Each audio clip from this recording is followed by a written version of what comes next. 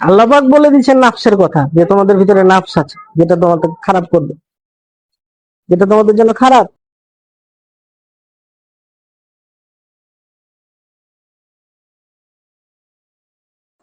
রাসূল পাক সাল্লাল্লাহু আলাইহি সাল্লাম হাদিসে কি বলছেন? বুখারী শরীফের 52 নম্বর হাদিস।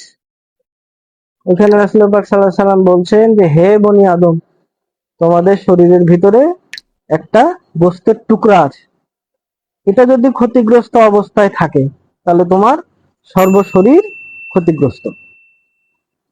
আর এটা যদি পাক হয়ে যায়, সুস্থ হয়ে যায়, তাহলে তোমার সর্বশরীর পবিত্র।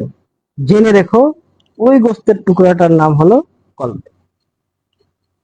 তাহলে আমাদেরকে পাক করতে হবে কাকে? কলবকে।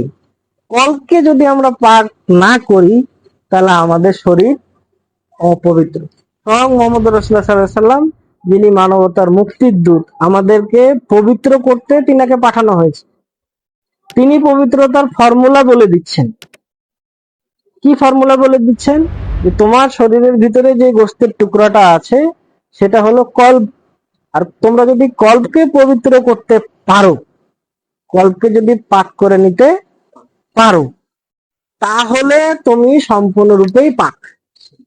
মানে আমি আত্মিক ভাবেও পাক, আমি জিসমানি ভাবেও পাক। আর শুধু আমি জিসমানি পাক নিয়ে পড়ে আছি, আমার আত্মীর কোনো খবর নাই, তাহলে ওই খবরের আমার কোনো দাম নাই। কারণ রাসূল পাক সাল্লাল্লাহু আলাইহি সাল্লাম তিনি হলেন আমাদেরকে ফর্মুলা দাতা। তিনি আমাদেরকে ফর্মুলা দিয়েছেন যে কি পাক করতে হবে। কলবকে পাক করতে হবে, গোশতের টুকরাটাকে পাক করতে হবে, দিলকে পাক করতে হবে। দিল যদি পাক হয়ে যায়, কলব যদি পাক হয়ে যায়, তাহলে আমরা সম্পূর্ণরূপে পবিত্র। আর যদি আমরা আমরা করছি উল্টাটা, আমরা বাইরটাকেই খালি নিয়ে পড়ে আছি, ওটাও প্রয়োজনীয়তা আছে, বাইরের প্রয়োজনীয়তা অবশ্যই আছে। আমরা বাইরের পবিত্রতা অর্জন করব, আমরা ভিতরের পবিত্রতা অর্জন করব। ভিতরের পবিত্রতা অর্জনের কথা রাসূলুল্লাহ সাল্লাল্লাহু আলাইহি সাল্লাম বেশি পরিমাণে জোর দিয়েছেন।